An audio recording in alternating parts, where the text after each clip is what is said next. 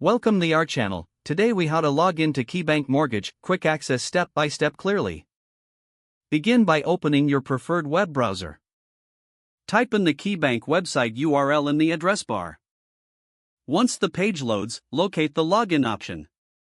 This is usually found in the top right corner of the home page. Click on the Login button. You will be directed to a new page for account access. Here, select Mortgage from the options provided. Enter your username in the designated field. Next, type your password in the adjacent box. Make sure both entries are correct to avoid login issues. If you have forgotten your username or password, click on the respective link. Follow the prompts to recover or reset your login credentials. Once your details are entered correctly, press the Login button. You should be taken to your mortgage account dashboard. Here, you can view your mortgage details and manage your account. If you encounter any issues, check your internet connection.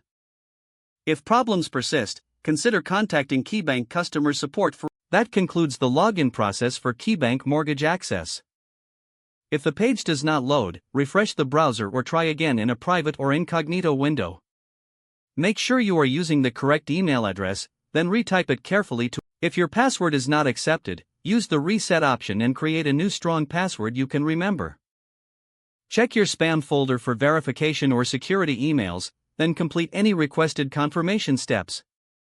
Enable two-factor authentication if available to improve account security and reduce unauthorized access risk. After signing in, review your profile details so your contact information and settings are accurate and current. If you see an error message, note it down and try again after restarting your device and internet connection. Log out when you finish, especially on shared devices, to keep your account and payment information secure. If the page does not load, refresh the browser or try again in a private or incognito window. Make sure you are using the correct email address, then retype it carefully to avoid small typos.